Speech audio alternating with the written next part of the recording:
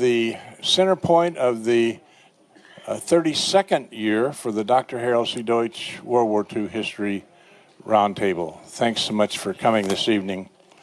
This evening's program is normally the January we dedicate to either a German or a Russian topic.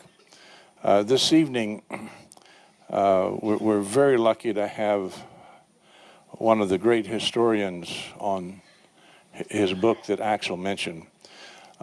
This is, thank goodness that these guys have given me a little bit of reprieve tonight. Dr. Chris Seimer is going to moderate the program. I'm going to get a chance to sit down. And Chris was a student of Harold Deutsch's at the University of Minnesota. He teaches at River Falls, and I'm so thrilled to have you here this evening. Dr. Chris Seimer. We're privileged tonight to have Dr. Jeffrey McGargy, who received his doctorate in military history from Ohio State University in 1998.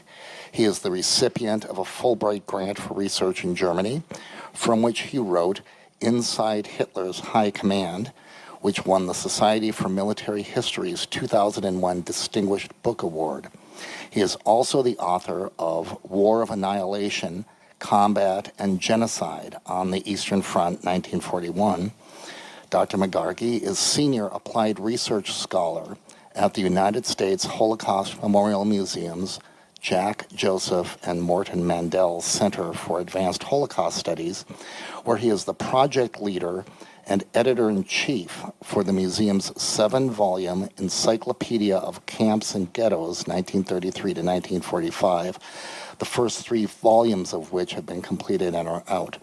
The first volume won a National Jewish Book Award and the Association of Jewish Libraries Judaica Reference Award, among other distinctions.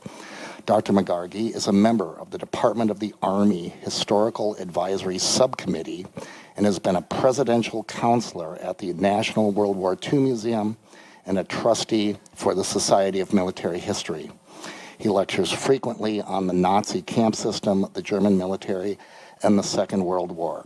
We are privileged to have him speak here tonight, and here he is, Dr. McGargy. Chris, thank you very much for that kind introduction. I always think it's wonderful to get an introduction that your father will appreciate and your mother will believe.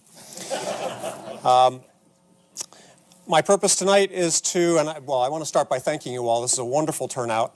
Really, really pleased to see that this many people are interested in this topic. I hope you still are in another 40 minutes or so. I'm going to give you an overview of some of the ways in which the German High Command, the German General Staff, were not all that they're cracked up to be. I know that the official title of this talk is What Made the Nazi Military Work. This is going to be a lot about how it didn't work, but it'll give you a good chunk, I think, of understanding what happened at that time. I've got about 40 or 45 minutes worth of material here. Then we're going to have Dr. Connie Harris come up, and she's going to make a presentation, and at some point we're going to have a panel here to answer your questions. All right, let's see if we can get this up. All right, there's our intro slide. So we're going to start by talking about the image of the German General Staff. I know a lot of you have heard the phrase and heard of the organization. What is it that we think about when we think of the German General Staff? Well, we tend to think of it as an independent organization, that is, one that is trained to use initiative and speak their minds to power, especially when the pressure's on. We think of it as organized and centralized, a functional bureaucracy with clearly defined spheres of authority and lines of command. We think of it as expert. It certainly thought of itself as expert, tactically, operationally, and strategically gifted. We think of it as anti-Nazi. We were just following orders. Yeah, we didn't really like that little Austrian corporal anyway. Now, in the past, I've considered skipping that last point, but the fact is that too many military historians have done just that. Hitler's politics and the military course of the war were very tightly linked, and we need to pay attention to that. The main point of the myth that grew up around the General Staff after the war, with the active participation of many former German officers, was that Germany entered and then lost the war, and committed horrible crimes along the way because of Hitler and a small clique of yes men around him, and despite the best efforts of the General Staff. So what was the reality? Well, the General Staff did demonstrate some strengths, some great strengths in some spheres, but it also suffered from structural, cultural, and intellectual weaknesses that severely inhibited its performance and contributed to the onset, the nature, and the ultimate loss of the war. I'll just make a couple of asides here. First, this breakdown into structural, cultural, and intellectual elements is somewhat artificial, I admit. Each of these overlapped with the others, they affected the others, but I've broken them down this way because I think it helps to clarify some of the things that went on. It helps with the analysis. Second, you've already heard me use the terms High Command and General Staff almost interchangeably. The former is the broader term. The High Command encompassed the General Staff. The General Staff actually was two things. It was an organizational element within the Army High Command, the OKH, and it was also an elite subgroup within the German officer corps, the Army Officer Corps, that held most of the key command and staff positions. So in that sense, as an elite part of the officer corps, the General Staff dominated the High Command. All right, so let's look at the High Command's strengths and weaknesses more closely, starting with structural issues. There we go. I think I'll leave the remote alone. Much to my surprise, when I started studying this organization, it turns out that the organization of the High Command was not nearly so clear or rational as most people assume. At the lower levels, that is, within the organizational element that was the General Staff, and in the lower headquarters, the organization was not bad. I mean, the Germans had practically invented the General Staff model in the 19th century anyway. And the staffs were logically organized according to function. Their structure would be familiar to anyone here who has worked within a military staff. They were small, which allowed for ease of tactical and operational coordination and control.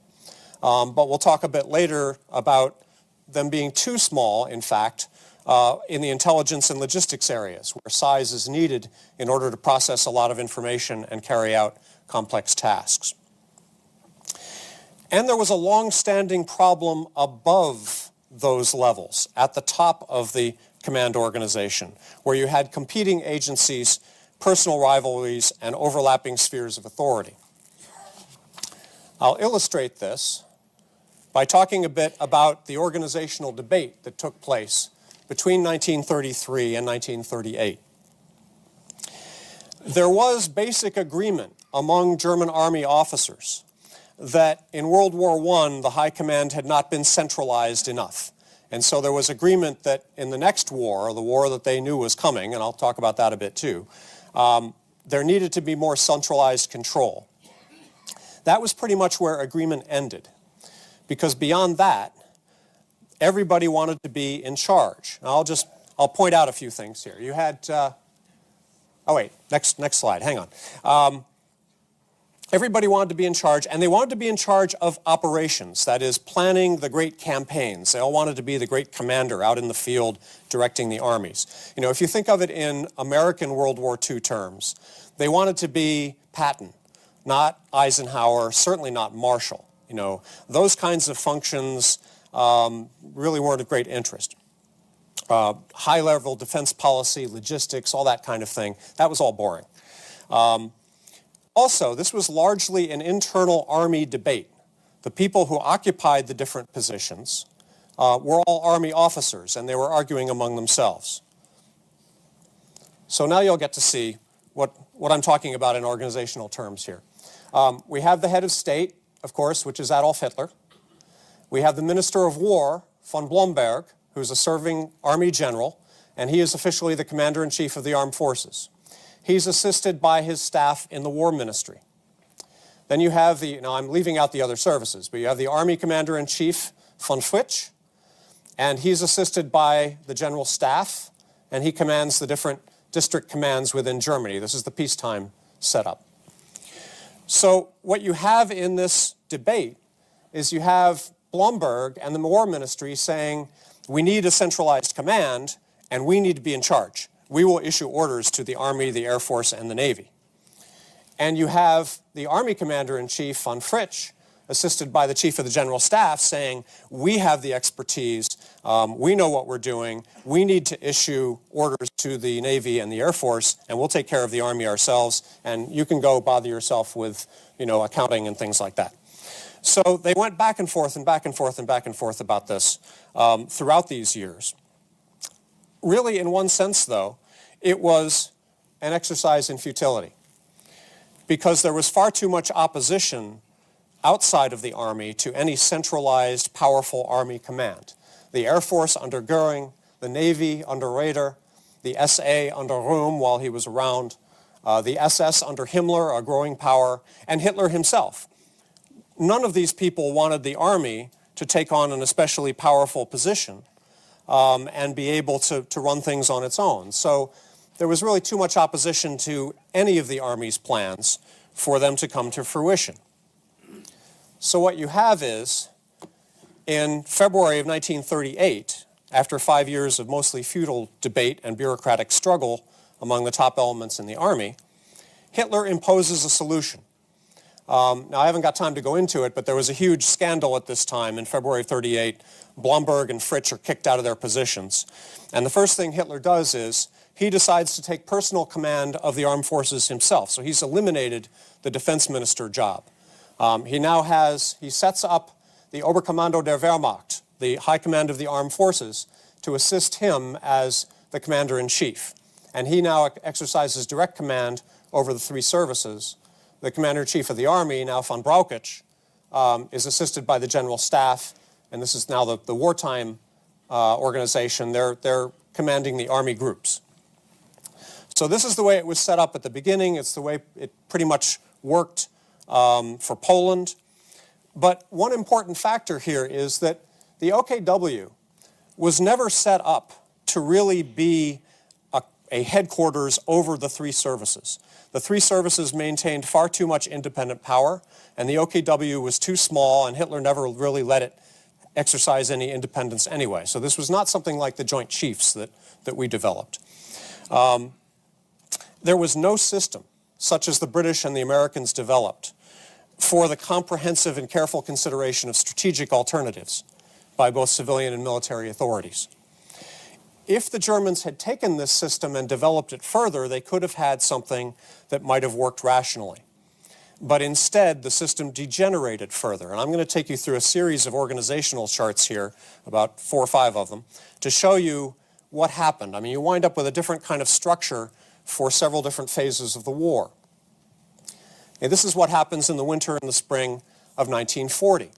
You have the Army, which is planning for the invasion of France and the Low Countries. Oops, I got out of place. Anyway, and it's focusing on that. And then very much at the last minute, Hitler decides that he wants to invade Norway and Denmark as well, and he gives that task to the OKW, which isn't supposed to be involved in that kind of planning at all. The OKW actually had to pull a headquarters staff in to do the planning for the operation, and the Army was busy raising its eyebrows. The Chief of the General Staff, Halder, is saying, what on earth is going on here? We're supposed to be doing that kind of stuff.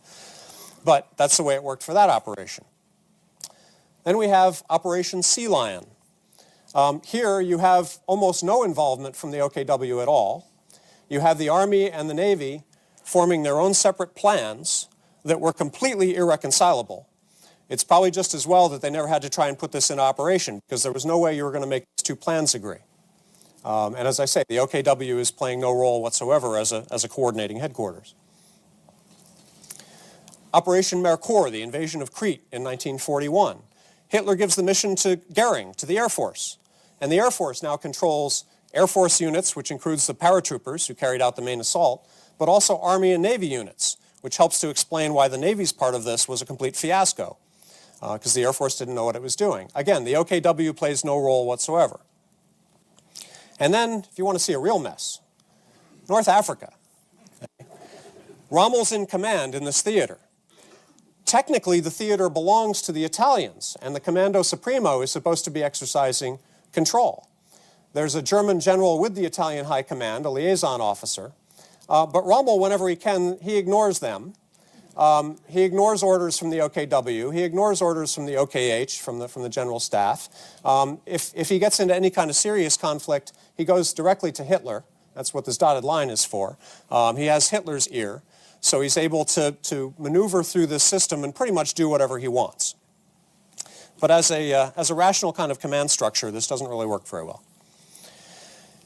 What you have develop by the time you get to the spring of 1941 is a fundamental split in the command organization that solidifies by 42, and I'll go into this.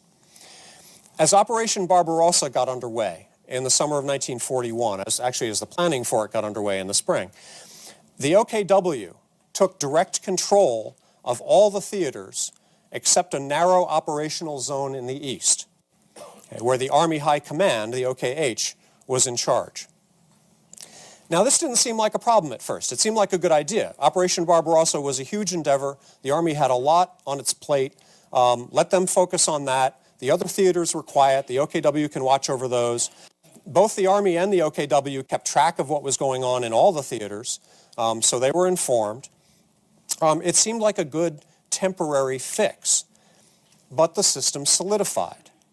And so from October at the latest, October of 42 on, Hitler is commanding in the east through the OKH, through the General Staff, and through the OKW everywhere else. North Africa, the Western Theater, the Southern Theater, Southeast, Norway, Finland, all of those are under the OKW as, in effect, a parallel operational headquarters with the OKH. And there are problems with this. The OKW is much too small to do this. As a matter of fact, that's what these, you see this dotted line going between the General Staff and the OKW. Those are all the parts of the General Staff that deal with logistics and intelligence and personnel and other matters that the OKW doesn't even have staff elements for. So there are parts of the General Staff that have to sort of wear two hats and work for two bosses. Furthermore, as the war becomes more complicated, as things start to heat up in the West and in North Africa, you start to see tremendous battles between the OKW and the OKH over resources. Hitler even complains at one point. He says, no sooner is there a pause in the East than the West is, the OKW is coming to me for more divisions. And no sooner is there a break in the West than the OKH is coming to me for trainloads of munitions. There was no one except for Hitler who could resolve all of these conflicts. And there was no centralized approach to the strategic situation, to logistics, to intelligence, except in the person of Adolf Hitler. Now, the Germans did finally correct this. They finally created a centralized command structure. That was in April of 1945. A bit late. I do want to emphasize, these problems didn't lose the war for the Germans. Okay? They contributed. They made things more difficult, but this was not really the main problem. We're going to get to the main problems. So next we're going to talk about cultural issues. Now what I mean here is patterns of behavior, collective needs and ambitions, and fundamental attitudes about war, authority, and staff work. And there are some key elements of that culture. First, there was a long-standing dispute through most of the 19th and into the 20th centuries about what you wanted in an officer. Did you want intellect? Did you want someone who was really smart and educated? Or did you want character, things like courage and strength of will and diligence and those kinds of things?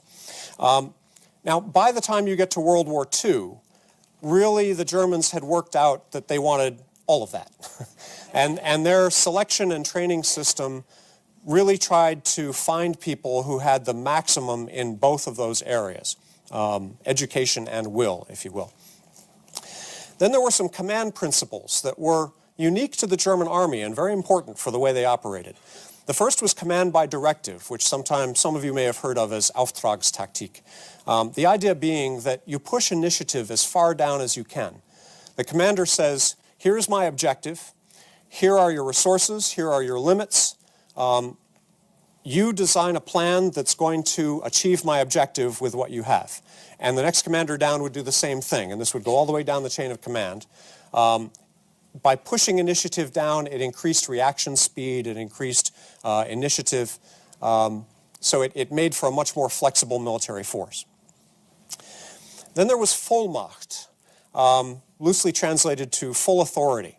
This meant that a staff officer, especially a chief of staff, could speak for his commander, could issue orders for his commander. So if a division commander calls up to the Corps headquarters and the Corps commander is off somewhere, the Corps chief of staff could issue an order to the division commander. This is not something you see in our military, trust me. The principle of joint responsibility and the Generalstabsdienstweg, I'll treat these together. Principle of joint responsibility meant that the chief of staff in a headquarters was equally responsible with the commander for every order that went out of that headquarters. Okay. And the Generalstabsdienstweg, which you could call the general staff chain of command, if you will, or chain of communication, this was another interesting element. Best described with an example. If a division commander is about to issue an order that his chief of staff thinks is really stupid, that division chief of staff can call up the Corps chief of staff and say, hey, my commander's about to do something really stupid. If he can convince him, then the Corps chief of staff goes to the Corps commander. And if he can convince him, the Corps commander calls up the division commander and says, hey, listen to your chief of staff.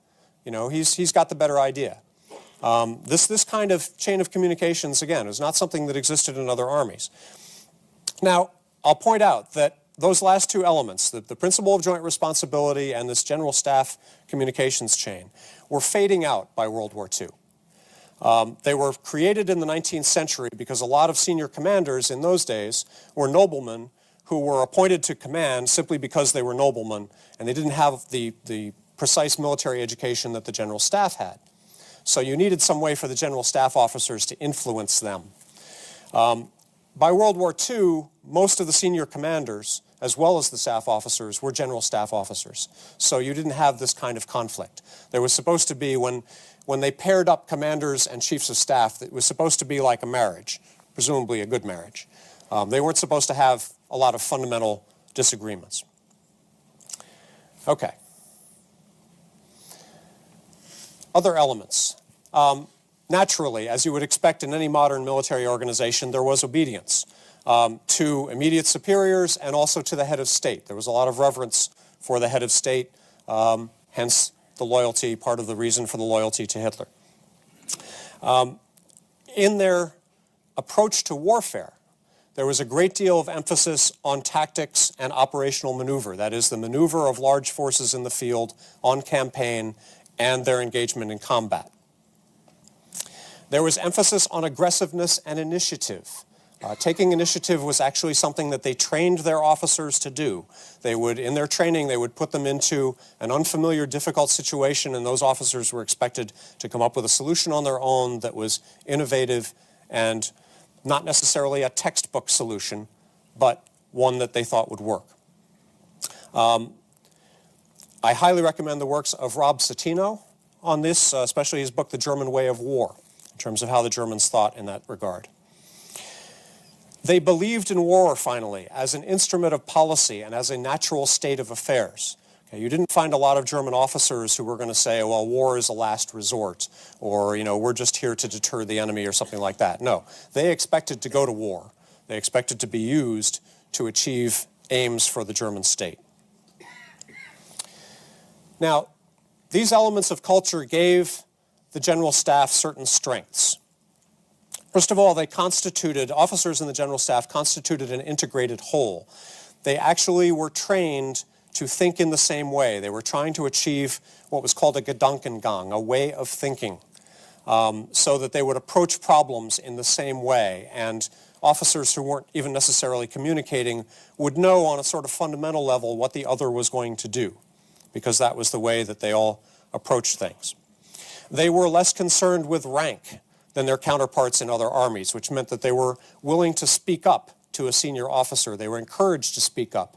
Even it was insisted upon, it was expected of them that they would speak up with their opinions. They were able to react and improvise quickly, in part because the staffs were small, in part because they were taught in this common way of thinking. They were expected to be tireless workers. the great von Moltke had a saying, "Gentlemen, there are 24 hours in the day, and if that's not enough, there's the night." And they were quite adept. As any World War II veteran will tell you, they were quite adept at tactics and operational maneuver until the very end. Now, there were also, of course, weaknesses. Germans tended to overestimate the importance of willpower. And this is highly ironic because after the war, they all complained about Hitler and how unrealistic he was, and he never saw the limits that the armies were subject to. This was in part an outgrowth, again, of the First World War. They were determined that there was not going to be a stab in the back on the part of the army. They wanted the army to fight on to the bitter end. It was also an outgrowth of the intellect versus character debate. This is where character comes in. You're supposed to carry on against all odds. They tended to go over their superiors' heads when they disagreed with a decision, and Hitler played on this. If you think again of the American example, if you think of Bradley going over Eisenhower, over Marshall, direct to FDR to complain about something, and FDR accepting that, I mean, it's just, we can't see that happening in the American system. But Guderian could go over his army group commander and over the commander-in-chief of the German army and straight to Hitler, and Hitler would sit down with him and hear him out and maybe decide on something that was contrary to what the commander-in-chief wanted to do. So it was an outgrowth, in a sense, of the general staff chain of communication, but it had been twisted. It had been corrupted, if you will. There was also, we've talked about this push for initiative and independence of action, but this was losing out over time to something called the Führerprinzip, that is the leader principle. This was a Nazi party principle, according to which the subordinates' only duty was to obey immediately and without question. Now, in reality, it was more complicated than that, but that was sort of the fundamental principle. And this conflict between initiative and obedience worked its way down through the levels of command as the war went on. More and more officers became willing to micromanage the battle below them, to interfere in their subordinates' spheres, and to report their subordinates if their subordinates failed to obey unquestioningly. German officers were also often too willing to follow an order so long as they could tell themselves that they weren't responsible. Now, this was especially important in what the officers would have called the political realm. You need to support these SS troops who are coming along behind you and shooting civilians because this is a political order from the Führer, and the officer would say, well, it's not my concern. I wash my hands of this, not my responsibility, so I'll go along with that. That's a complicated topic, and we might want to get into it in Q&A. And finally, there was too much emphasis on tactics and operations at the expense of subjects like global strategy, logistics, and intelligence. German officers had no real understanding of strategy as we think of it today. In their minds, if you won the campaigns, if you won the battles, the war would take care of itself. There was sort of nothing in between there. No understanding of how to balance ends and means at the strategic level. Okay, we're at war with the United States, the Soviet Union, and the British Empire at the same time. No problem. The commander-in-chief of the army actually said, this was before the war began, but he said, the more enemies, the more honor. Yeah, okay. And in logistics and intelligence, now this is something that anybody who's worked on a staff will pick up on right away. The way the Germans planned their operations was the commander and the chief of staff would decide on the scheme of maneuver. This is where the columns are going to go, this is where we're going to attack, these are our objectives. They would turn to the supply officer. They didn't even use the word logistics until after the war. They used the word supply, which had a much narrower connotation. They turned to the supply officer and they'd say, here's what we're going to do. Make sure the supplies get there. They would turn to the intelligence officer and they would say, here's what we're going to do. What's the worst thing the enemy can do to stop this? And we'll prepare to deal with that. Okay? Not the most likely thing, mind you, but the worst thing. But the key here is that they decided what they were going to do, and then they went to their support element. In the American Army, having served on a staff myself, I can tell you it's very different. The commander and the chief of staff will prepare 3 options for the commander based on the commander's general intent. He'll go to the other staff elements and he'll say, which one of these options can you best support? And they will all brief the commander, and the commander will put this all together and decide on a course of action. So you can see the difference in emphasis here.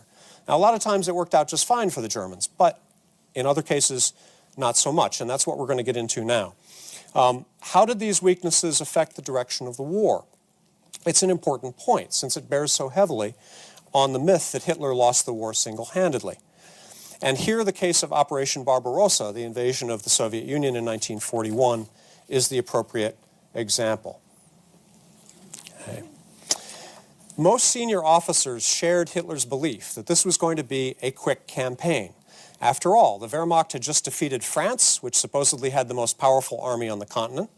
The Red Army looked very weak. Germany had beaten Russia in the First World War. So it looked as though this would be an easy affair. But the Germans lacked any firm knowledge of the Soviets' resource base. They misread the Red Army's capabilities and deployment. The German army leaders also knew that they had virtually no reserves of men, equipment, supplies, or transport available, and shortages were going to start to hit them as early as late summer.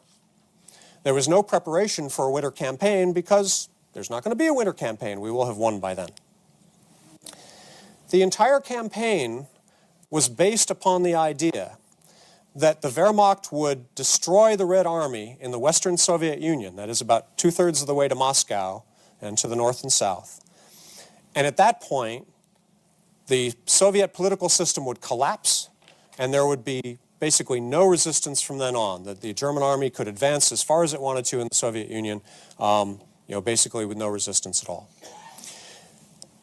Now, when that failed to happen, especially the failure of the political collapse, the Germans had no alternate plan, and that was going to become a big problem.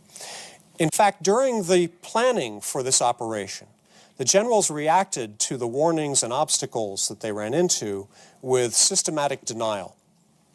There were more junior officers who said, what if the Soviets don't give up? What if they keep fighting? And these officers were told basically, hush, get with the program, it's going to be a cakewalk. There was a part of the general staff that prepared a study that said, look, out to the east, into Siberia, the Soviets have developed these regions. They have industrial resources out there. They have resources they can draw upon. If they don't give up, we can't advance that far. Again, this was ignored. I mean, that study came out after the decision had been made to invade the Soviet Union, so it really didn't have any effect.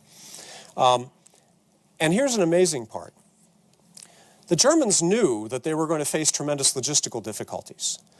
Their initial estimate for this campaign was that they would do it in 13 weeks, plus a 2-week pause in the middle to rest and refit, around Smolensk or so. In December of 1940, they ran a logistical exercise that established that they could not support a campaign of 15 weeks.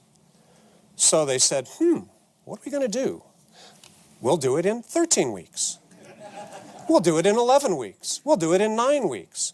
In March of 1941, the commander-in-chief of the German army, General von Brauchitsch, says it'll be a 6-week campaign with a railroad advance after that. Okay. That was going to be tricky because the Russians didn't even have the same gauge of railway, but anyway. This was how they reacted to the obstacles. They just brushed them aside. Okay. Now it is necessary, more than fair to say, but necessary to say that Hitler was still calling the shots strategically. He was the one who decided that they were going to attack the Soviet Union.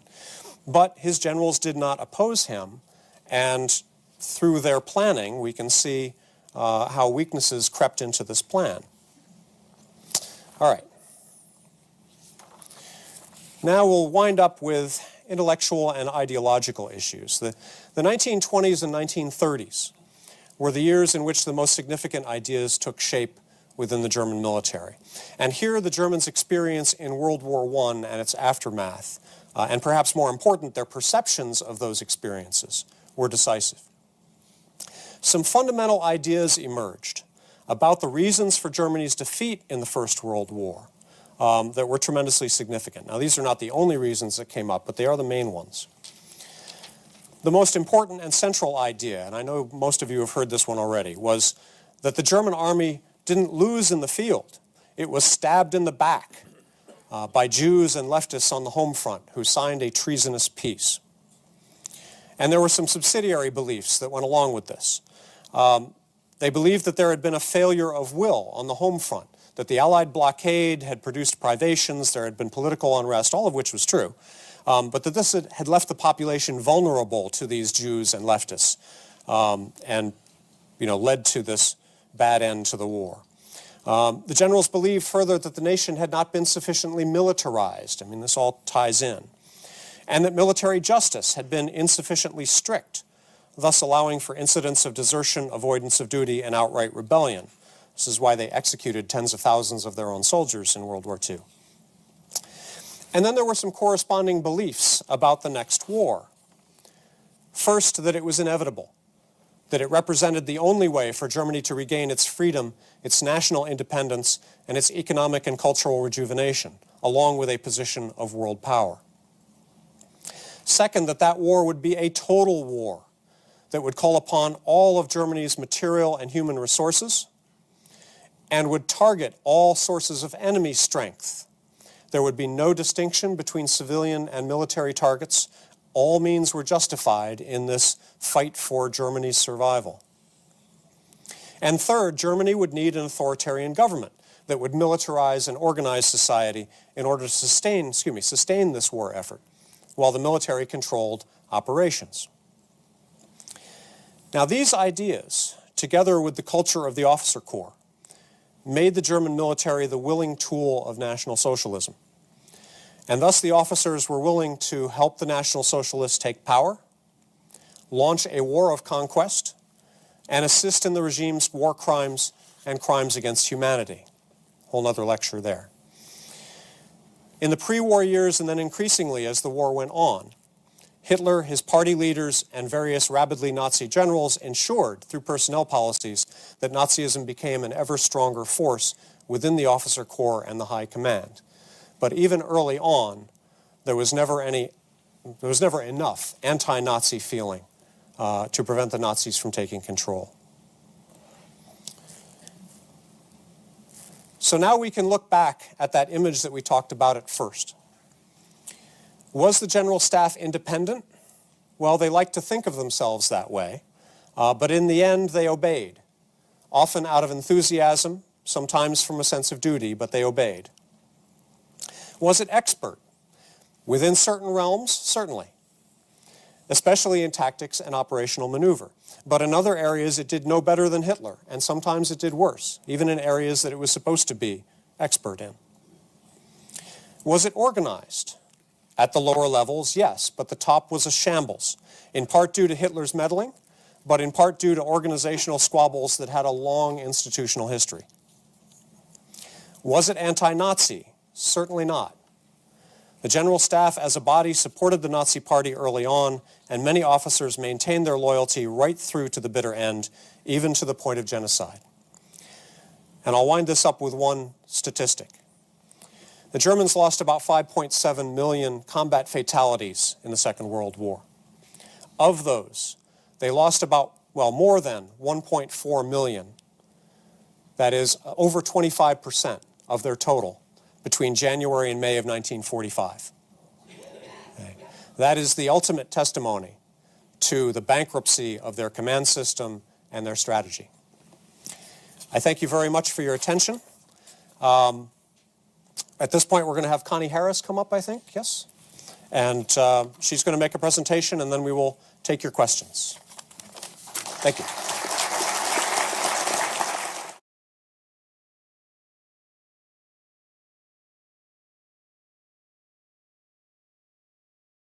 I often speak on Harold Deutsch and his experiences before and during the war. And tonight is no different. I will probably fill in some of the things that Jeff has already talked about.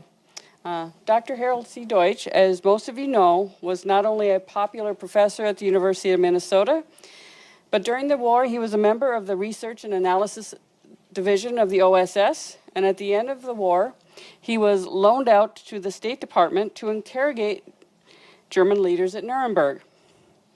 Deutsch was uniquely qualified for this since he was fluent in German and had conducted interviews of German leaders during his sabbatical research trips in Germany during 1936 and 1938. Some of the people he interviewed at Nuremberg are well known, and some of them have already been mentioned this evening. Field Marshal Wilhelm Keitel, he was the chief of the Oberkommando der Wehrmacht, the OKW, from February 1938 to the war's end. Colonel General Alfred Jodl, the chief of the OKW's operation offices and operations staff from 1939 to 1945. In addition, Deutsch interviewed staff officers, General of Artillery Walter Warlimont, who served as Jodl's deputy chief on the operations staff from August 1935 to September 1944, and General Georg Thomas, former chief of War Economy Office until January 1943, and also General Heinz Guderian. The interrogations Deutsch conducted took place in various locations: Oberursel, the Nuremberg Courthouse, and Falkenstein Hospital. The Special Interrogations Team had set up rules for the conduct of its members. Interrogators were not allowed to call the prisoners by their title, such as Field Marshal or General. An interrogator was prohibited from shaking a prisoner's hand, and no favors were to be done for prisoners, such as providing them with cigarettes, chocolate, or delivering letters to relatives. These rules were not strictly enforced, and Deutsch proceeded to break every one of them. According to Deutsch, these rules set the prisoners up for the perfect interview. Most American interrogators were gruff and condescending. They had no understanding of the German mindset, with its attention to titles and formalities. Deutsch approached these men with this in mind. He would not browbeat them as a lawyer would do. He was just a historian, just interested in their wartime experiences. His manner made them more willing to speak to him. His focus during his interviews was on German foreign policy. He did not present himself as a member of the prosecution, but just as a historian interested in getting the facts straight, which made them less hesitant to speak with him. And again, his fluency in German did not hurt matters either. These interrogations, or what Deutsch actually would call later on interviews,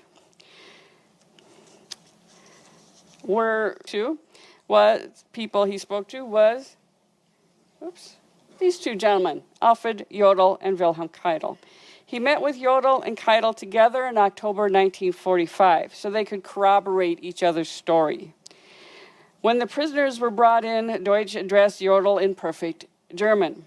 As Deutsch related to me in an interview, he began the meeting that day. "Good morning, Herr Field Marshal. I am delighted to meet you. I'm sorry we haven't met before. I'm especially interested in some of the information you know on General so-and-so." And he said, he had told me, he had interviewed a lot of people during his sabbatical year in 1938. "I've been terribly worried about him and was at his place in 1938 and where I spent a lovely weekend." Compared to the average American interrogator, Deutsch said his manner really disarmed Jodl, and to have someone so cordial, accommodating from the first word. And as he states, Jodl was a man of great dignity, but Wilhelm Keitel maintained his title of bootlicker supreme. And there seems to be a consensus of Keitel being a bootlicker. While Deutsch's interview of the two men was going on, Jodl sat ramrod straight in a chair while Keitel laid casually on his stomach on a nearby bunk. When the interview concluded, Keitel fawned over Deutsch, saying, "Always at your service, always at your service." Deutsch questioned Jodl about several matters having to do with Hitler's foreign policy, especially regarding relations between the Foreign Office and the OKW. Jodl maintained that there was no real obvious points of friction since Hitler believed in the strict separation between these offices. In addition, Hitler insisted on any major problems would go through him, so there could be little difficulty. Most questions that developed were in the form of prestige questions because Foreign Minister Ribbentrop asserted that army commanders were part of the Foreign Office in occupied areas, and Hitler had to rein in Ribbentrop on this matter. While a question about military matters, they also brought out the explanation of what happened in 1938, and Jeff mentioned this earlier, the Bloomberg-Fritsch cases. Keitel had intimate knowledge of both of the cases of why Bloomberg and Fritsch were thrown out of office, because von Bloomberg's son married Keitel's daughter, and von Fritsch was a longtime friend. Keitel was reluctant to discuss the matter. However, Deutsch informed him that he knew the basic facts of the cases because of his 1938 travels. Now, Field Marshal Werner von Blomberg, as we've already seen, was the Minister of War. And this is a picture of Bloomberg and Fritsch with Hitler. But he made a mistake that cost him his high position. He fell in love. Von Blomberg wished to marry a young woman and asked Keitel for an opinion. Keitel asserted that the army would not object. This is von Blomberg's second marriage, of course. After the marriage, which Keitel did not attend, it was discovered that von Blomberg's young bride had something of a past, meaning that she was a suspected prostitute, which was never proven, but she was a pornographic model.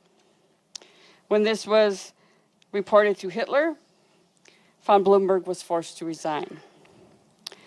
In the case of Baron Werner von Fritsch, the commander-in-chief of the army, he was accused of an offense under paragraph 175 of the Reich Penal Code, being a homosexual. He never married, and so that helped. Hitler asked Keitel, who replaced von Blomberg, what should be done in this case. And there's a whole lot more to this story than I'm going into right now. And in his later work, Hitler's Generals, Deutsch found conclusive evidence that Fritsch was not guilty of the offense. The case against Fritsch actually involved the devious machinations for power perpetrated by the cabal of Hermann Goering, Reinhard Heydrich, and Heinrich Himmler, who believed that their forces would gain power at the expense of the German army. Although von Fritsch denied the accusation and later was found not guilty in a court-martial, he was removed from his position and reduced in rank. The removal of von Blomberg and von Fritsch gave Hitler the opportunity to consolidate his hold over the armed forces, replacing these men with Keitel and Walther von Brautisch, who did not have the courage to confront Hitler. And indeed, after seeing what happened to their comrades, many of the generals feared the same fate.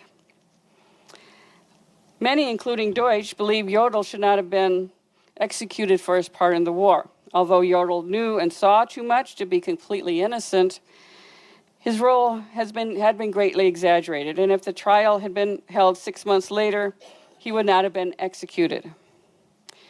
Although Deutsch's assessment of Jodl remained unchanged even with his post-war correspondence with Louise Jodl, Jodl's young wife, who was tireless in her attempts to redeem her husband's reputation. And Deutsch said, no, he knew too much. According to Deutsch, one of the most fascinating generals he ever interrogated was this gentleman to the left, Walter Warlimont. He was even more fascinating than Heinz Guderian. Warlimont spoke perfect English and was married to a member of the Anheuser-Busch family, the folks who make Budweiser, folks. Deutsch held 12 meetings with Warlimont in Nuremberg, more than any of his other interrogations. And he covered the war for Deutsch, providing information that would help with his other interrogations like Jodl and Keitel. Although considered a Nazi general, Wörlemann did try to forestall the 1940 Western offensive. His efforts brought him into contact with the opposition leaders like Admiral Wilhelm Canaris of the Abwehr and General Georg Thomas. Until Hitler's Western offensive, many military leaders believed that the phony war would be brought to a peaceful conclusion. That's the time period between the invasion of Poland and when they go into France. However, Hitler expressed doubts about Belgian neutrality. The threat to Belgium particularly upset Wörlemann, many friends and relatives there. He decided on two measures that might help prevent the offensive. First, he attempted to compile economic data and the arguments against the campaign through the information from the War Economic Office and the Reich Economic Ministry. Having been a member of the War Economy Office from 1926 to 1936, he went to General Georg Thomas for statistical data, which he promptly received. However, the Reich Economic Ministry would not provide him with information that he needed. Therefore, it was impossible to prove his case. Having failed at this measure, Wörlemann attempted to appeal to the Belgian king to mediate between the warring powers. Wörlemann was a close friend of the German military attaché in Brussels, a Colonel von Pappenheim, who made visits to Berlin before the offensive and spoke with Wörlemann each time. Wörlemann informed him of the plans for the violation of Belgium's neutrality, so Pappenheim could make provisions for the safety of his family. The two men were convinced of King Leopold's sincerity in remaining neutral. Pappenheim approached the adjutant to the king, a Lieutenant General Overstraten, and suggested the idea of mediation. Shortly after this, Wörlemann heard King Leopold's proposal for mediation, but Great Britain refused to negotiate. His attempt at stopping the Western offensive in 1940 was the nearest to the opposition Wörlemann came. Jodl, Keitel, and Wörlemann were the officers under them were never approached about being part of an early conspiracy. Convicted at Nuremberg and sentenced to life in prison, Wörlemann's sentence was reduced to 18 years, and he was granted amnesty and released in 1957. He spent his remaining years writing his memoirs and died in October of 1976. And he did speak to Deutsch after the war also. He also talked to Georg Thomas. He was not considered a fighting general. He carried on this invisible fight in the Nazi regime. In his official capacity, he advised Reich leaders on the military capabilities to make war. He was an economist. His duties were to study, observe, and evaluate the economic war potential of other countries, and to state the requirements of the armed forces for raw materials, means of production, and labor to the Ministry of Labor. And as you've already seen, the German General Staff, the OKW, and everyone had a little bit of a problem with this. Unofficially, he opposed Hitler's regime from the start. He never wavered in his convictions to purge the Nazi government from power. Deutsch interviewed Thomas at the Falkenstein Hospital because the general was in very bad health, and he ultimately does pass in the early 1946, and discussed his economic observations and his involvement in the opposition efforts. In the spring of 1933, Thomas had been part of a delegation to inspect Soviet industrial installations. Their report stated, in spite of noting some obvious weaknesses, bad communication, lack of skilled workers, lack of industrial experiences, they had been very much impressed with the Soviet economy. They emphasized the size of the Russian food production and the quantity of raw materials and the significance of the developing armament industry. The report concluded that in about a decade, Russia's economic war potential would be so great and so incalculable that in the event of war, it would have looked upon as a great power in economic capabilities. The delegation's report recommended that Germany should adopt a policy that would not bring her into conflict with the Soviet Union. Hitler rejected their conclusions, expressed the opinion that the mission had been deceived by a set of Potemkin villages, and remained determined to combat the Soviets to the utmost. Hitler continued to reject Thomas's warnings about Russia's economic war potential. There we have that little denial piece that Jeff was talking about. Hitler described Thomas's estimates shown to him by Keitel as the silly talk of Jewish and pacifistic agents. During the interview, Thomas described to Deutsch how, from 1936 onward, Hitler expressed his warlike views more openly. Thomas attempted to show the error of the new war through lectures and by publishing contributions to newspapers and military periodicals. Increasingly unpopular in Hitler's inner circle, Thomas gained the reputation as a pessimist and pacifist. By not falling in line with the party line, Thomas should have been removed from his post, but no suitable replacement was presented, and he was not a threat to Hitler's power. Not only did Thomas publish his views, but he also tried to gauge opposition support.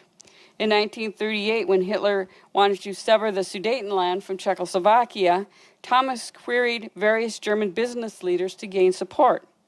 Great Britain and France's appeasement at Munich undermined Thomas's efforts, and the same leaders who agreed with him became ardent supporters of Hitler's policy. Thomas believed that the war's end, that Germany's chief soldiers, as well as its business leaders, should be held responsible for the moral cowardice they showed by not supporting his efforts. Following the Sudeten crisis in the summer of 1939, Hitler, as he prepared to attack Poland, Thomas wrote a memorandum which set forth his view that a Polish war would inevitably generate a new world conflict, and this would be a war of material for which the German economy was not prepared. When Thomas presented the memorandum to Keitel, he would not allow Thomas to finish and stated the Führer would never enter another world war. On the Sunday before the outbreak of war, Thomas tried again through statistical estimates of economic potential between Germany and probable enemies to convince Keitel to confront Hitler about the danger of another war. Keitel reacted negatively and again denied the war's possibility. For the next 4 years, Thomas looked for opportunities to overthrow Hitler's government and end the war. He approached the leading field commanders such as General Gunther von Kluge, Major General Erich von Manstein, and Field Marshal Erwin Rommel, asking them to assume the leadership for such an endeavor. They agreed with Thomas, but gave one excuse or another for postponing the issue. Only after Stalingrad did he stop approaching other army leaders, not wanting Hitler to be a martyr. During these years, Keitel became increasingly irritated with Thomas and eventually forbade him from submitting comparative economic reports of Germany and its enemies. Thomas incurred the wrath of his superiors through his, as Hitler phrased it, overly objective economic surveys, and was ejected from the OKW in January 1943.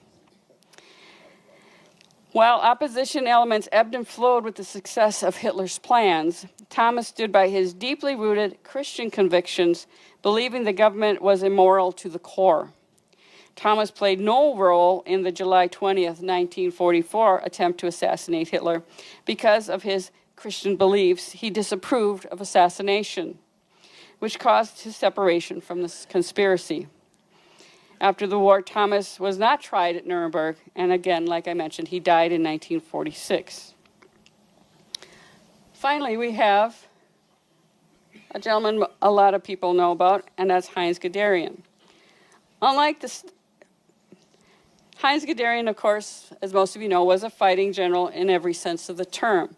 He was considered one of the several clashes with Hitler, which led to Guderian's dismissal for a time.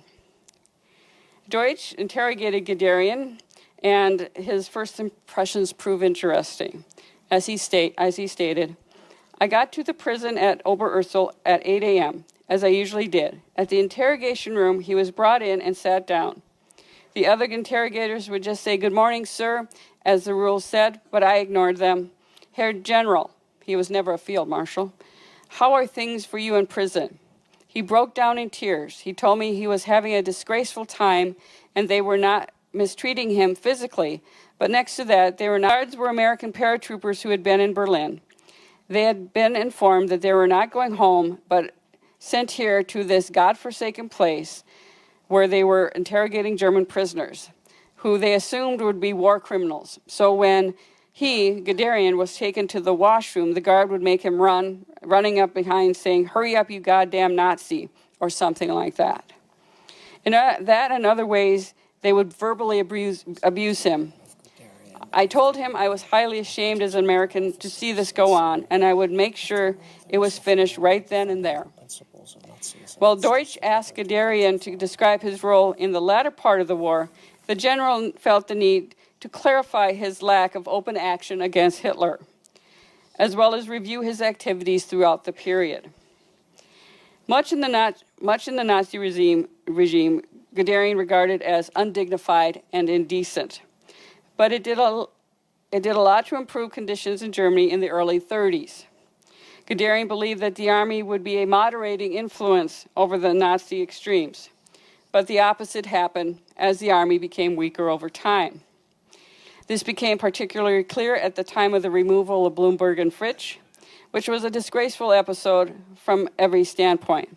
On that occasion, Guderian felt the army chiefs should have threatened a mass resignation if Hitler persisted. When war came, the army's position was seriously weakened. Deutsch was particularly interested in Guderian's experience on the Eastern Front. Guderian believed Hitler had been briefed on Soviet resources, and before the war, Guderian himself prepared a book on tank warfare. In that work, Guderian had spoken with considerable respect of the Russian tank position and had made an estimate of an establishment of 10,000 modern tanks. Actually, Guderian said that the Russians had 17,000 tanks, but some of these naturally were outdated models. Hitler believed this to be a ridiculously high estimate. It became obvious to Guderian that Hitler would not accept unpleasant facts about the war potential of those with whom he was or might subsequently be at war. And Jeff sort of backed that up again earlier also. Guderian told Deutsch that he had met with the head of the Army Group B, Field Marshal von Bock, and agreed that continuing the 1941 offensive on Moscow was insane. They decided to call up von Brautisch at the Wolfslayer in East Prussia, and both of them gave him everything they could by way of an argument on the phone. Hardly able to get a word in, von Brautisch agreed with them, but said, "The Fuhrer is determined to do this. There is nothing we can do to stop it. We should just try as best we can to follow through with it." Later on, when the autumn offensive was to start on the 4th of December 1941, the temperature was a minus 44 degrees Fahrenheit. The gas situation was dire, and nothing started. Tanks were rolled over holes, dynamited in the ground, which were filled with gasoline, warmed up. The tanks ran on diesel, which doesn't do well in minus 44 degrees Fahrenheit. 2 days into the offensive, things just froze. Guderian sent orders to stop and informed headquarters of his decision. The men were so cold they stood there and just said, "Just shoot us, we can't do any more." 6 days later, Guderian was called into the headquarters at the Wolfslayer. Hitler ranted at him that he should have had enough drive and will to manage it. Guderian brought up the matters of the weather and the transport, but Hitler shoved them aside. At one point, when the general described the suffering of his troops, Hitler yelled at him, "Sie haben zu viel Mitleid mit der Truppen. Guderian, you have too much mercy for the troops." A couple days after this, Guderian fought with the man who succeeded von Bock in Army Group B, von Klug, who then recommended Guderian's removal to Hitler. Hitler already upset with Guderian, accepted it, and the general took no part in the war for 14 months. In the meantime, Guderian believed that the whole German tank corps had gone to hell. When they called him back to be the inspector general of tanks, he had to put it back into shape. Among the favors, and Deutsch did several favors for Guderian, was one on a lovely day in August 1945. They spent the day driving around Taunus, an area 15 miles northeast of Frankfurt, and he was in seventh heaven. That is one of those times I wish I'd asked Dr. Deutsch, what did you two talk about? But I never followed up that question. It's been one of my deep regrets over whenever I studied Deutsch. In addition, Deutsch delivered Guderian's first letter to his wife, and that day driving around was the first time Guderian had been out of prison.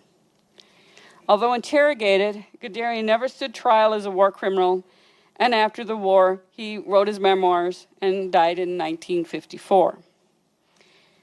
When looking back at this extraordinary historical time, Deutsch posited several judgments and missed opportunities. Because of a family emergency, his wife was quite ill, Deutsch missed the last weekend of his scheduled interrogations. These 4 interviews included implications on foreign policy. Of course, by the time I was to interview him, I had picked up an awful lot of information about his role in many aspects of the war leadership, and I would have especially liked to have talked to him about the Battle of Britain. After the war, Deutsch used these interviews, and by the way, this is a cartoon that was done of Deutsch interrogating one of the German generals. Used these interviews and many others, and provided part of the narrative of his major works, The Conspiracy Against Hitler in the Twilight War, which we have a couple of copies for sale in the bookstore back there, and Hitler and His Generals.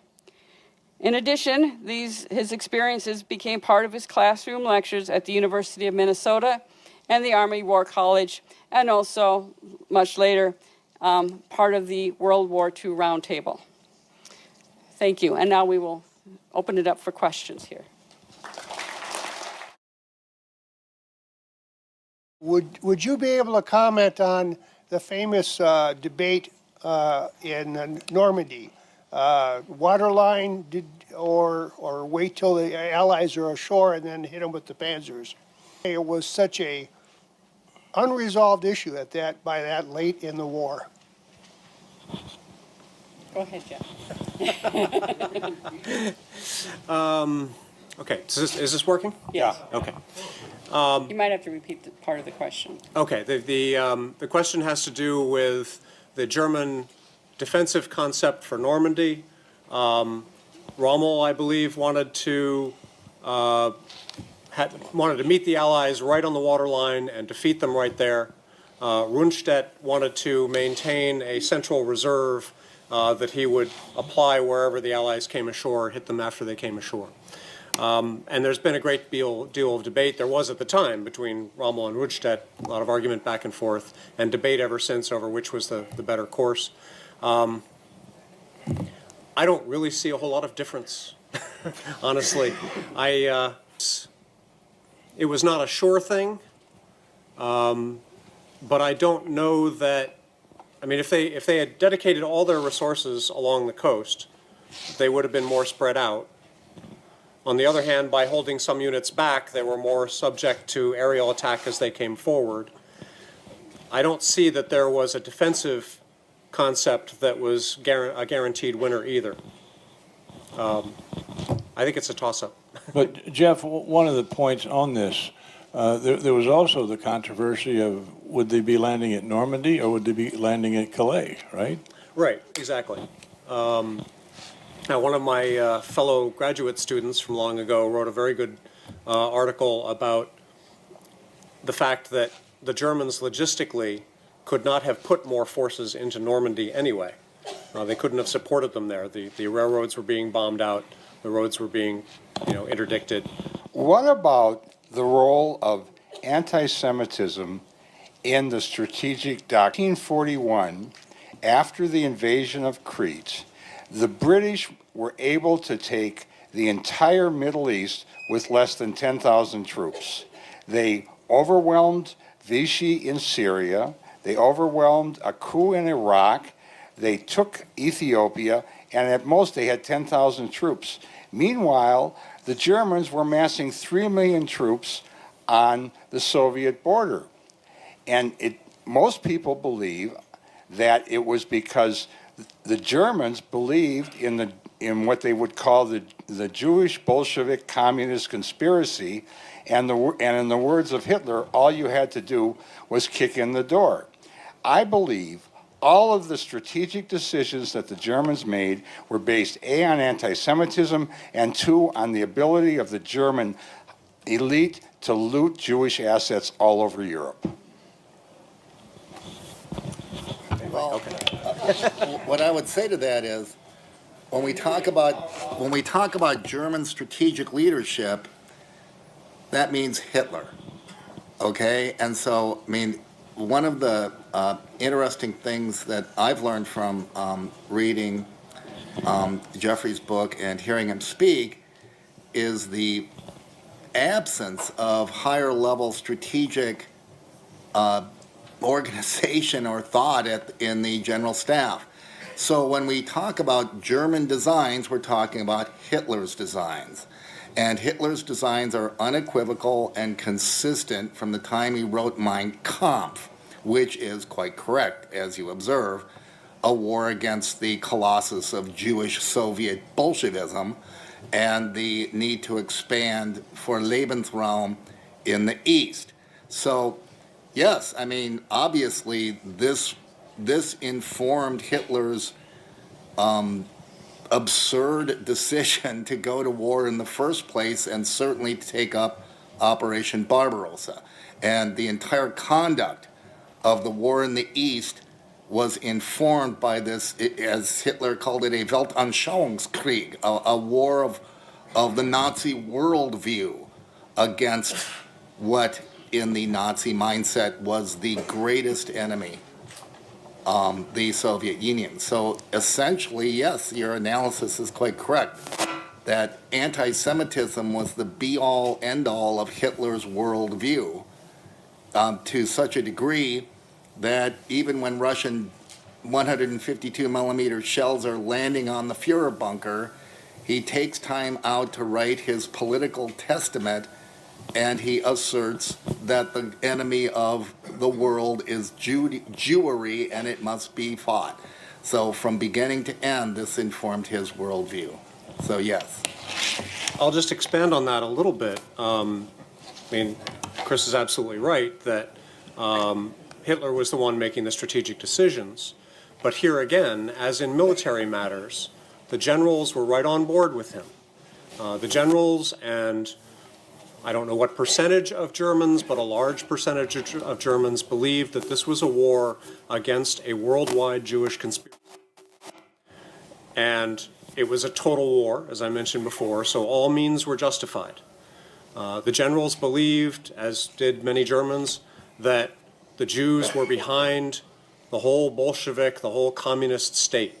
They were the force behind this.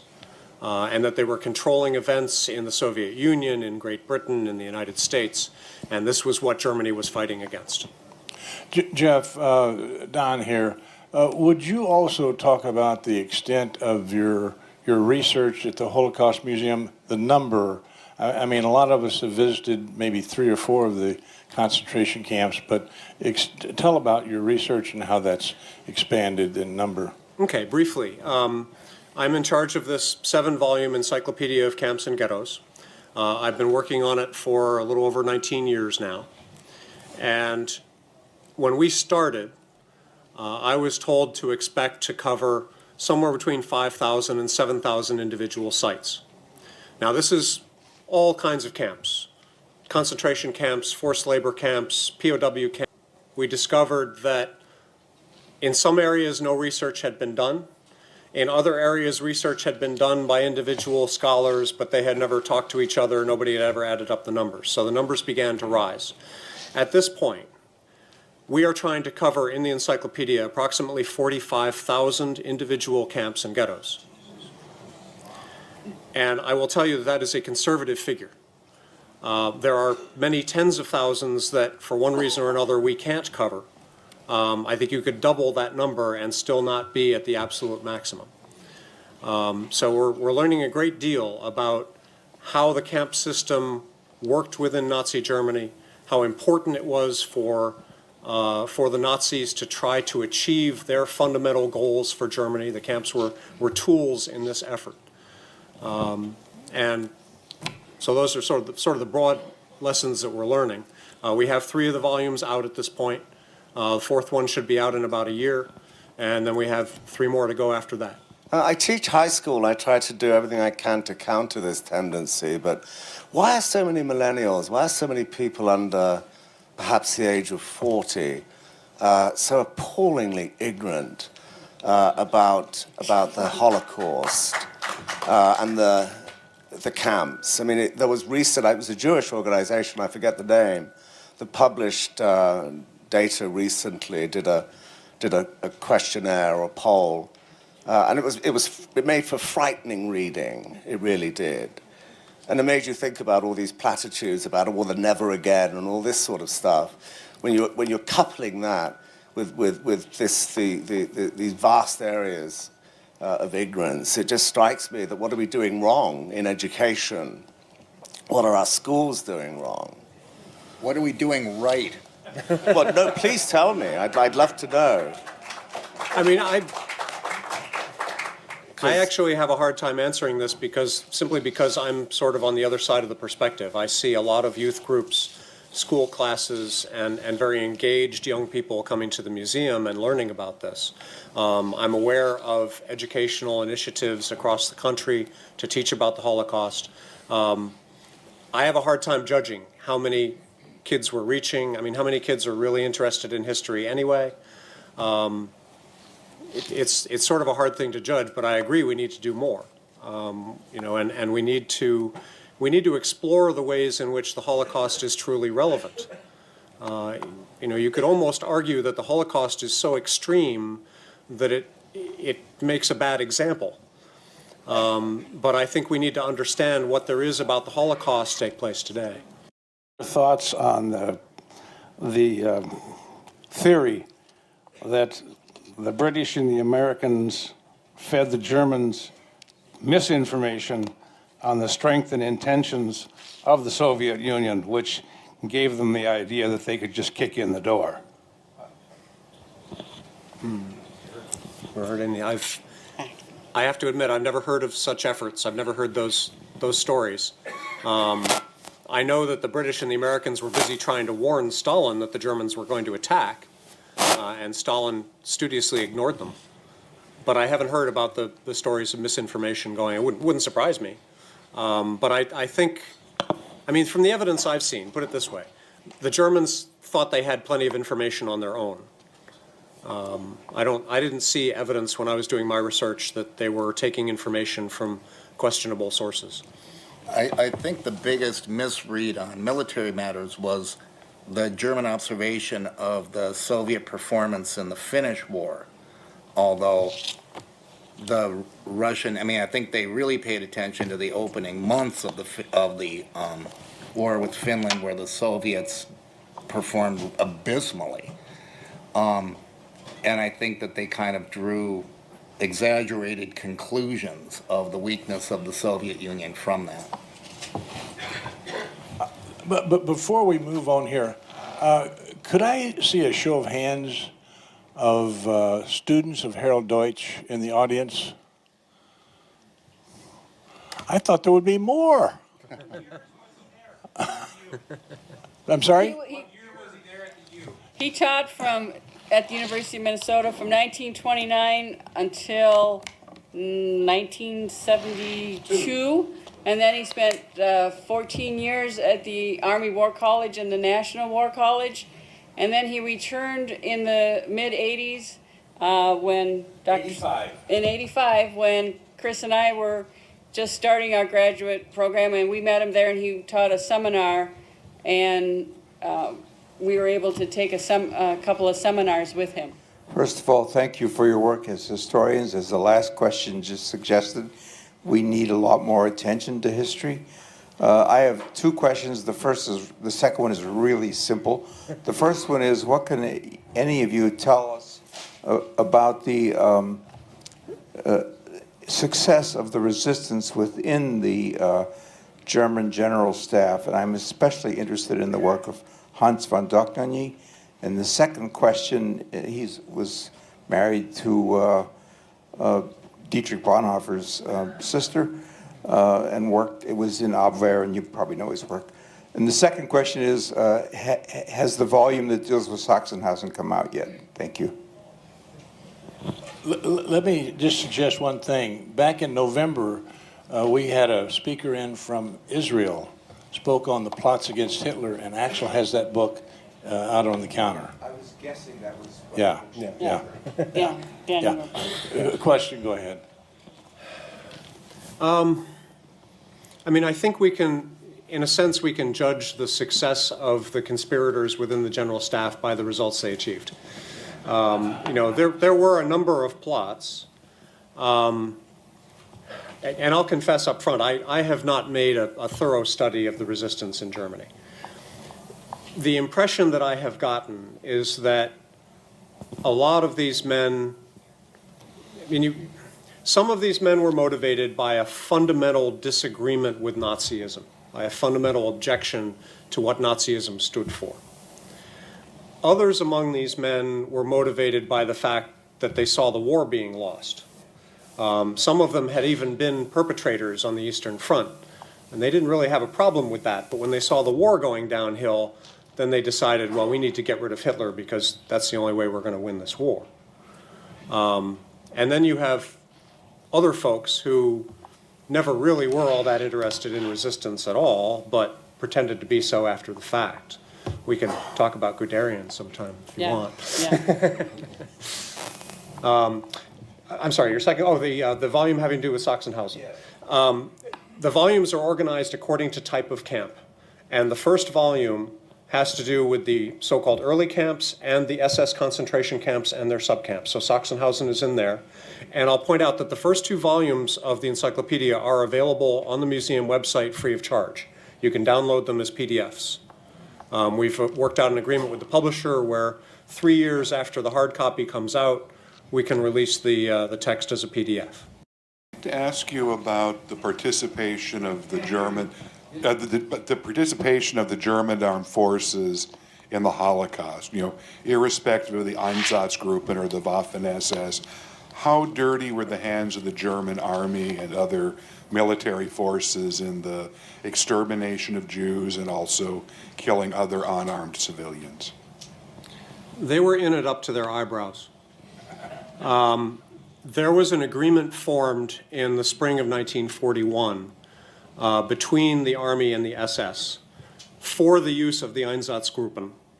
The Army knew exactly, the Army's representative was General Wagner, he was the head of the Army Logistics Organization. They knew exactly what these Einsatzgruppen were for. Einsatzgruppen had been used in Poland already, and there had been some Army objections to that, not really on moral grounds, but on disciplinary grounds. So the generals who were involved knew what the Einsatzgruppen were for. The agreement had the Army providing transportation, ammunition, supplies, housing, and movement orders for those groups. In addition, Army units often cordoned off the execution sites, helped to round up the Jews, formed ghettos where ghettos were formed in the Soviet Union, and there were Army units that took part in shootings directly. Army units also benefited from Jewish ghetto and camp labor. They organized, they were instrumental in the massacre of hundreds of thousands of Soviet POWs, many of them for the fact that they were Jewish. So they were, and there were orders that went out, as a matter of fact. I'll just note this one last point. In October and November of 1941, one of the generals on the Eastern Front, Reinhardt, I think, issued an order that covered a lot of different points about German occupation policy and relations with Soviet civilians. And one of the points that he said was, you have to show understanding for the harsh but just retribution against the Jewish subhumans. This order went to all of his, he was an army commander. It went to his, he was an army group commander. It went to his subordinate armies. It also went up the chain. Hitler liked it. It went out to the rest of the army group commanders and on down through the rest of the army. So this was an indication of the extent to which the high command and going down through the officer ranks was on board with this and other policies that resulted in the deaths of tens of millions of people, millions of Jews and millions more non-Jewish Soviet and Polish and other civilians. Who you thought was the best of the German generals and why? Was there one who didn't fight? I'm sorry, the question was what do I think was the best of the German generals? And I'll open this up to you too. I mean, I would preface this by saying that none of them was very good above the operational level of war. That is, campaigns, figuring out where to send the tanks, attacking and surrounding the enemy, that sort of thing. And many of them were very good at that. Manstein, Guderian, many of them had those kinds of skills. None of them was very good. Beck, who of course was, he left the army. He was the chief of the general staff until 38, October or so of 38, at which point he left the army. He had perhaps the most realistic understanding of where this war was going to lead. He was all for it once the Wehrmacht was ready, but he didn't think the Wehrmacht was ready yet. So I guess you could argue that perhaps he was the best of the generals. But yeah, I don't have a very high opinion of any of them, frankly. Did the 45,000 camps, did they tax the war effort? Did they hinder it? Second part was, did the Soviets have any qualms? Did they want to damage or hurt the Germans before 36 or 38 when Soviets were attacked? Okay. On the question of whether or not the camps may have hindered or helped the German war effort, they certainly helped it from the standpoint of providing labor. Germany had a huge labor shortage because most of the young men were off fighting the war. And by 1944, about 20 or 25% of the German labor force was forced laborers from other places. So there was definitely some economic benefit. Now, I have heard the question raised, why did the Germans waste so many resources killing the Jews when they had a war to fight, taking them by train everywhere and setting up these camps and that sort of thing. And there are sort of two answers to that. The less important answer is that it didn't really take that much in the way of resources to carry out the final solution. Not nearly so much as most people would assume. There were many, many times more trains crossing Germany carrying coal every day than there were carrying Jews. But the more important question here, or the more important point here, is that it's that particular question misses the point. Eliminating the Jews was a war aim for Germany. As I mentioned earlier, this was not a distraction for them. This was not something that took away from their war effort. This was one of the main reasons they were fighting the war. And I'm sorry, repeat your second question? The Soviets, did they have any qualms with Germany? Oh, did the Soviets have problems with Germany before the war? On an ideological level, yes. I don't know Soviet history as well as I know German. Ultimately the Soviet goal was to overcome the rest of the world. Capitalism was going to take its place. But Stalin, if I recall correctly, was concentrating on socialism in the home country, in the motherland. He wanted to consolidate the power of the Soviet Union before he started messing about too much in other states. He was also aware, as the war got closer, of Soviet weaknesses.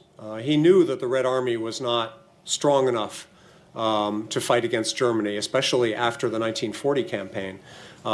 He was actually, he bent over backwards to try to maintain peace with Hitler, starting with the Non-Aggression Pact in August of 1939. And was, by all accounts, extremely surprised when the Germans turned on him in 41. So you've debunked several of the assumptions about the German high command over the course of the war and their perceived strengths that many people have believed over the years. And I was just wondering if, like, sort of on the other side of the coin, are there perceived weaknesses of the other Axis high command, such as the Italians, the Finn, the Romanians, that are actually better than are remembered in the public knowledge? There I have to plead ignorance. I haven't studied the other high commands. I know a little bit about the Italian armed forces, but just enough to be dangerous. I wouldn't really be able to give you a reliable answer. When Hitler decided to declare war on the United States, even though, you know, Japan would have been the focus of the United States, did anybody come to a conclusion of why he did it within the high command? Anybody try to talk him out of it or into it? And what did he think the results were? Because there was no way they had bombers or the Navy even to get to New York or to Washington. Yeah, there's an excellent book on this called Tomorrow the World. The author's name escapes me at the moment, but I mean, basically what happened was that Hitler believed that sooner or later he was going to have to fight because he believed the United States was dominated by Jews, and he just figured that conflict was inevitable. And in 1940 and increasingly through 1941, as the United States is becoming more and more obviously not neutral, supporting the Allies, you know, Hitler is thinking about conflict with the United States. He's thinking about trying to take the Azores, for example, as bases from which to launch further actions. And when Japan attacks Pearl Harbor, he figures, well, yes, my alliance with Japan is defensive. I'm not obligated to go into this fight. But I'm going to have to fight the United States sooner or later anyway. The only thing I really lack is a navy. Japan's got that. Japan is going to keep the United States tied up. So this is a good time to jump in with both feet. I don't think anybody knows his thinking any better than that. He didn't write it down, he didn't explain it anywhere. But one other interesting element of this is that for the German generals, this barely elicited any attention at all. First of all, they all had to gather around a map to try and figure out where Pearl Harbor was. But then the consensus, and this is one of those weird departures from reality that is difficult to explain. Most of the German generals didn't think that the United States had done very much in World War I, and they didn't think that the United States would be able to do very much in World War II. The Navy, the German Navy, was champing at the bit, saying, just, you know, let our submarines go at those convoys, and we'll, you know, no American soldier will ever set foot in Europe. So they figured, I mean, General Halder, the chief of the general staff, now granted, he's quite busy with the Eastern Front at that point, but he's keeping a war diary. He barely mentions the entry of the United States into the war. It's just not a big factor. I'm 25 years old, and just one thing to help teachers and you know, other people who are interested in helping young people know more is one thing that's really brought the Holocaust home to me is reading about Sonderkommando, the Jews who are in the camps who are forced to do a lot of the dirty work for the Nazis, and there's some good books. And there's also paintings by David Olaire, who was a Jewish man, and he painted his experience, and so that can really bring that experience home for young people. But my question is, where do you think the root of German anti-Semitism came from? You know, I've looked at Karl Marx wrote this essay on the Jewish question. Did that come into the Nazi Party through Otto and Gregor Strasser?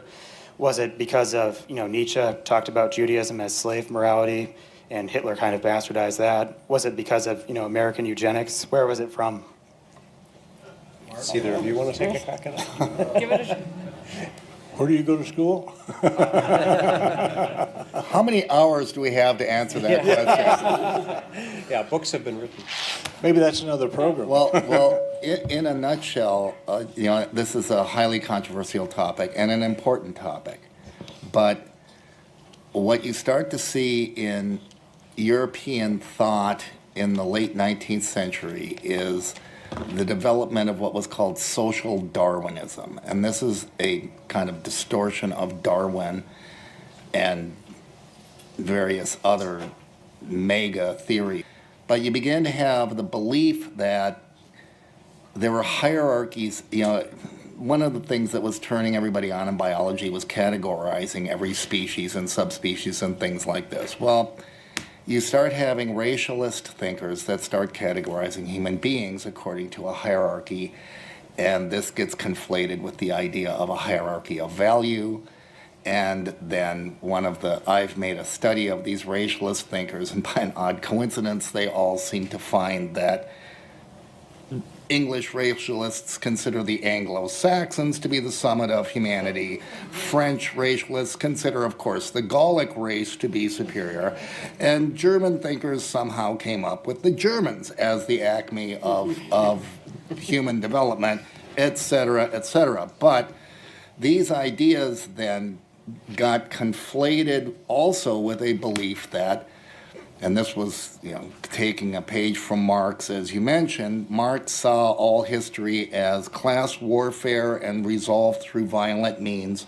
Racialist theorists saw all history as racial struggle resolved through violent means. And it was this kind of murky type of thinking that we know Hitler was exposed to when he was a derelict on the streets of Vienna. But he was by no means the only person involved with what was called the Volkisch Aryan-sophist beliefs, that this was the root, this was the secret of history, just as Marx's followers believed that historical dialecticism and the inevitable clash of the classes was the key to unlocking human history. So, and then everybody begins to pile on these beliefs. You mentioned the eugenicists and other types of racialist thinkers. And so there isn't one source of this, but kind of a witch's brew of these late 19th century ideas that then come into fruition. I was just reading one of the Nazis' top racial theorists, HFK Gunther, and his scientific approach to racism, I just thought I'd throw this out. He felt that American laws in the South were too severe because one drop put you over the top in the South. And so I find it interesting that the top Nazi racial theorist considered U.S. racial attitudes as too extravagant. But the point is, this is where you get this, and for Hitler, he states in Mein Kampf that at a certain pivotal point in his life, his political worldview became set in stone, and he never deviated from these beliefs. So if we take what he wrote, he was always consistent, and his recurring message was that the Jews were the enemy of all peoples of the world, and the Germans in particular, and that this animated his entire worldview. I'll just, if I can add one quick point. I'm so glad that you answered that question because you did it so much better than I could.